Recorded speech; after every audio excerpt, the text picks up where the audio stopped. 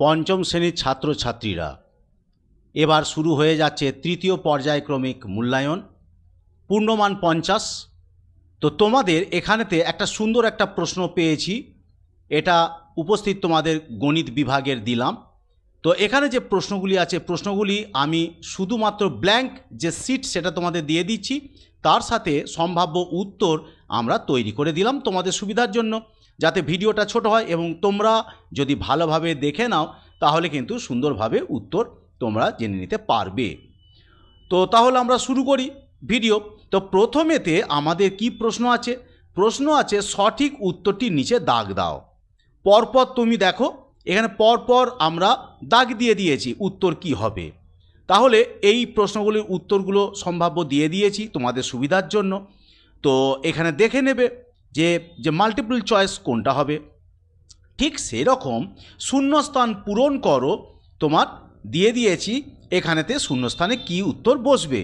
তো এই উত্তরগুলোকে তোমাদের সুবিধার জন্য দিয়ে দিয়েছি, তোমরা পড়বে, তোমরা দেখবে যে হ্যাঁ এটা আমাদের পড়তে সুবিধা হয়েছে। এবার এই যে শূন্যস্থান পূরণ 5টা করতে দেয়া হয়েছে, তোমরা এখানে দেখে নেবে। এরপর তৃতীয় যে প্রশ্ন 3 নম্বর, সত্য অথবা মিথ্যা লেখো। এখানে দেখো পরপর দেয়া আছে তোমার 4টে প্রশ্ন, যেমন 4 সেমি, 8 সেমি, 15 সেমি বাহুগুলি দ্বারা ত্রিভুজ আঁকা সম্ভব কিনা। যেমন তোমরা জানো যে কোনো দুটি বাহু তৃতীয় অর্থাৎ বৃহত্তম বাহুটির চেয়ে যেন প্রথম দুটি বাহুর যোগফল যেন অবশ্যই বেশি হয়। তো আমাদের 8 4 12 সেন্টিমিটার, এটি 15 সেন্টিমিটার থেকে ছোট, তাই কখনোই ত্রিভুজ আঁকা সম্ভব নয়। তো মিথ্যা। তো এইরকমভাবে সরল রেখার কোনো প্রান্ত বিন্দু নেই। বৃত্তের পরিধির উপর যে কোনো দুই বিন্দুর সংযোগকারী সরল রেখাকে ব্যাসার্ধ বলে, মিথ্যা, ব্যাস বলে।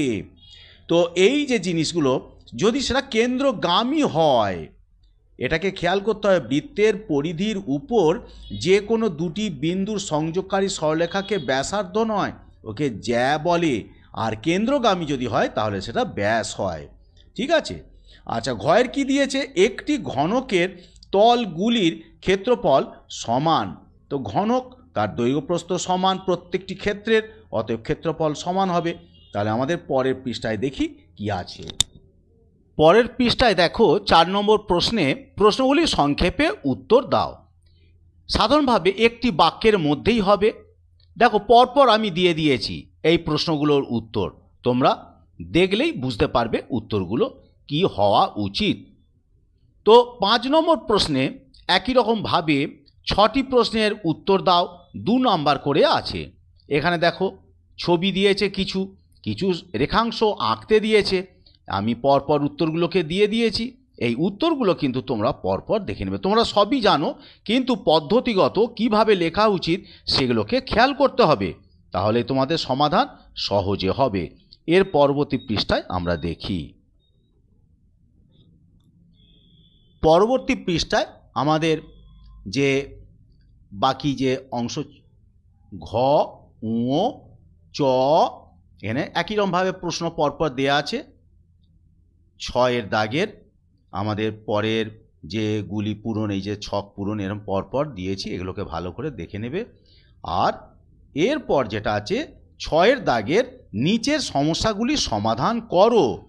দেখো এই প্রশ্নগুলোকে ভালো করে দেখবে, দেখে উত্তরগুলো কিভাবে করা হয়েছে, কিভাবে গুছিয়ে লেখা হয়েছে তোমরা দেখার চেষ্টা করবে, দেখবে সহজে তোমরা বুঝতে পারবে। এরপরে শেষ পৃষ্ঠাটা আমরা দেখি 6 দাগের বাকি অঙ্কগুলো। একে 3 × 4 12 নাম্বার মোট আছে। দেখো এই পাতায় আছে ক্ষয়ের দাগের, দেখো নিচেতে এইরকমভাবে করতে হবে। প্রশ্নের উত্তরগুলো কিভাবে লিখতে হবে পরপর দেয়া আছে, এই পদ্ধতিতে তোমাদের পূরণ করতে হবে, তাহলে অতি সহজে সমস্ত উত্তর তোমরা সুন্দরভাবে লিখে জমা দিতে পারবে। তাহলে এই হচ্ছে প্রশ্ন এবং তার উত্তর, এগুলিকে তোমরা ভালো করে দেখবে, অবশ্যই সুন্দর উত্তর দিতে পারবে। এই ভিডিওটা এই পর্যন্ত, তোমরা ভালো করে দেখো, দেখে যদি সমস্যা হয় অবশ্যই জানাতে ভুলবে না। ঠিক আছে, ভালো করে দেখে নাও।